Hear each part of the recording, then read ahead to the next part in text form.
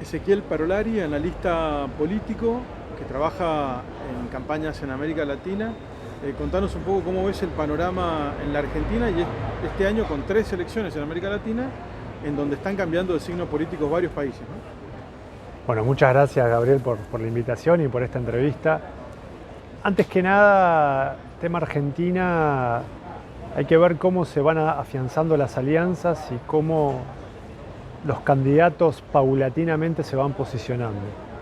Es un tema que en el 2023 hay un gran signo de interrogación de saber quiénes van a ser los candidatos de los diferentes partidos políticos y cómo la ciudadanía va a tomar esas diferentes candidaturas y a su vez este fenómeno Milei, cómo se va a ir estructurando, a quién le va a quitar votos, a quién le va a sumar votos, si va a haber algún tipo de alianza, expert. Entonces hay que analizar todo este contexto, pero Argentina, al igual que América Latina, vive un momento de gran incertidumbre y de gran descontento hacia la política, ¿no? Y una gran desconfianza, que la palabra desconfianza es muy importante. Hay muchos informes del BID que hablan de la desconfianza ciudadana hacia la política. Y esta desconfianza, ¿qué es lo que genera? Esta desconfianza genera baja institucionalidad, genera incertidumbre política, genera apatía política, genera que la gente ya no quiera ir a votar. Entonces, fenómenos como lo que vivimos en Ecuador, en Perú, en Bolivia, Chile actualmente, donde la ciudadanía se siente apática a la hora de ir a votar, a la hora de los candidatos, pero termina yendo a votar porque todavía cree que las cosas pueden cambiar. Ese es el proceso de una campaña política, es el proceso de por qué votamos, ¿no? Votamos por miedo, por esperanza, y esa es la esperanza de que un futuro mejor pueda llegar. El tema, que acá viene lo complicado, es que las lunas de miel en América Latina se están acabando muy rápido. ¿Por qué? Porque se genera tanta expectativa en las campañas, donde esta esperanza está muy sobrevalorada. Entonces, en esta sobrevaloración, en esta alta expectativa o este clima ambiente donde hay mucha exacerbación de las promesas de campaña, es donde la ciudadanía dice, pero me prometieron y no están cumpliendo absolutamente nada. La política no me escucha, la política no me representa, los políticos no están haciendo lo que yo necesito que hagan, y es cuando las lunas de miel, que lo mencioné anteriormente, se acaban tan rápido. Entonces, siempre lo digo, hay que empezar a generar campañas más reales, campañas sinceras y campañas de decir, bueno, lo que vamos a hacer en estos 4 años va a ser esto y esto. Hablar de procesos, porque la vida son procesos, ¿no? Entonces estos procesos donde en estos 4 años vamos a hacer esto, pero en realidad el proyecto político es de 4, 8 o quizás 12 años.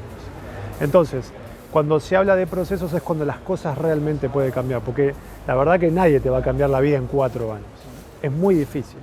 Pero sí, si mencionamos políticas públicas reales, tangibles, con perspectiva, con un camino, la política tiene que indicar los caminos hacia dónde vamos, es donde los proyectos políticos sí se pueden realizar y plasmar. ¿En la Argentina ves un panorama de turnos, macrismo, peronismo, macrismo, o puede surgir un cisne negro el año que viene?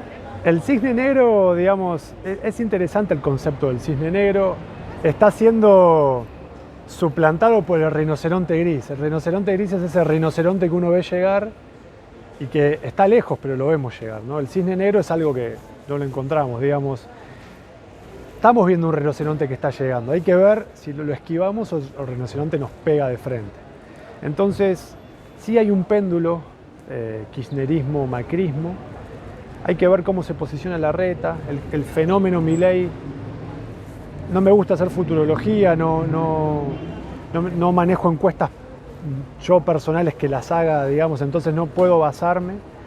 Pero bueno, sí es un fenómeno que sí, este cisne negro se está cada vez más posicionando, está agarrando mucho voto joven, está agarrando mucho voto descontento.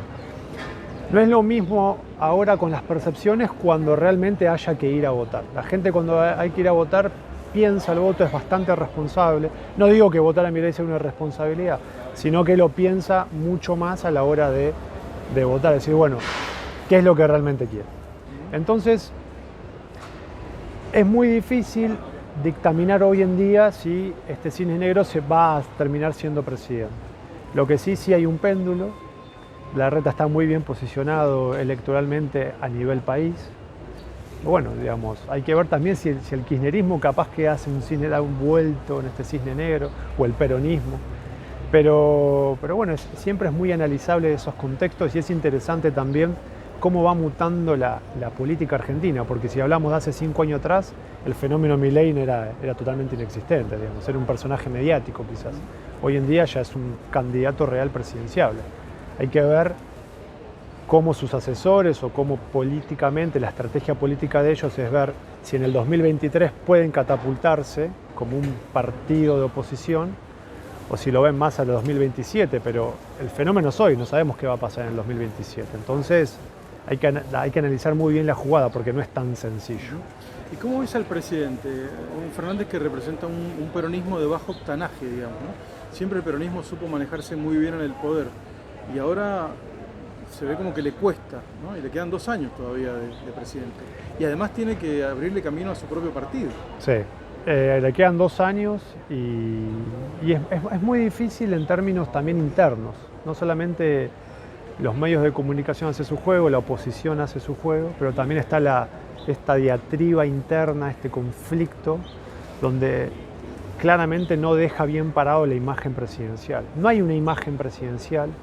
Creo que ya nadie respeta lamentablemente al presidente.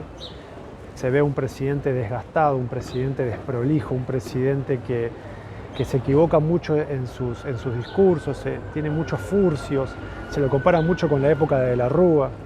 Entonces, la institucionalidad argentina no está siendo bien representada y la gente no se siente representada por este presidente. Entonces, no hay una cefalía, pero hay un vacío ahí de poder donde decimos, bueno, ¿quién nos gobierna? ¿Cómo nos está gobernando?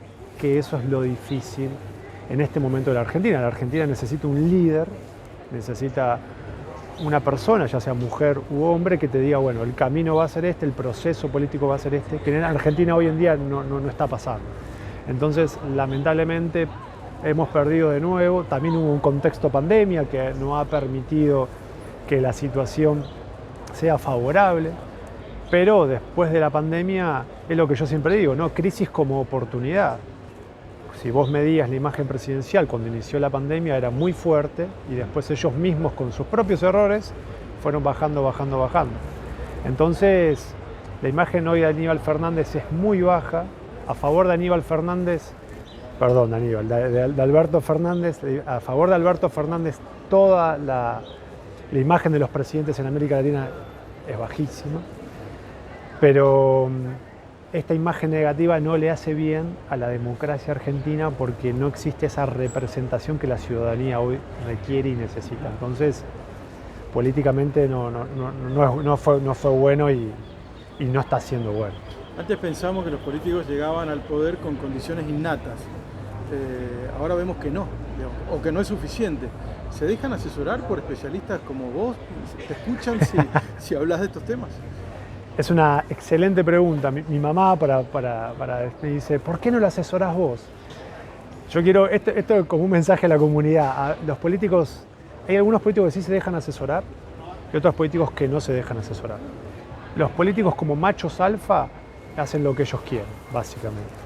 Entonces, yo siempre aconsejo que no se dejen asesorar por sus familiares, que escuchen todo el entorno, ¿no? Que escuchen, porque quizás uno que viene de afuera como un asesor externo, quizás tiene la claridad de poder entender ciertos momentos, ciertos contextos, de poder clarificar ciertas ideas. No porque tengamos la verdad absoluta ni la verdad revelada, sino porque quizás podemos ver otros matices que hay dentro de lo que es la política y la comunicación política.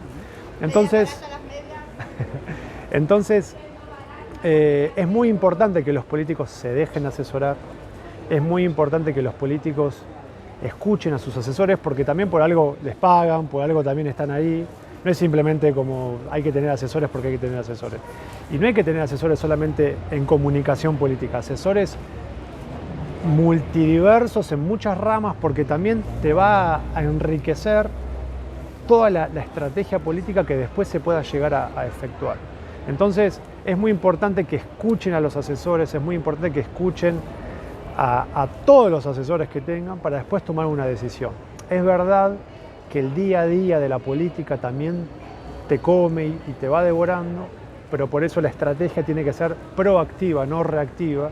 La estrategia tiene que estar previamente planificada y por eso también existen los asesores, para que no te muevas mucho de la estrategia, porque ese es el camino trazado estratégicamente previo para llegar a un buen puerto en el mediano y largo plazo. Gracias. No, gracias a vos. Muchas gracias.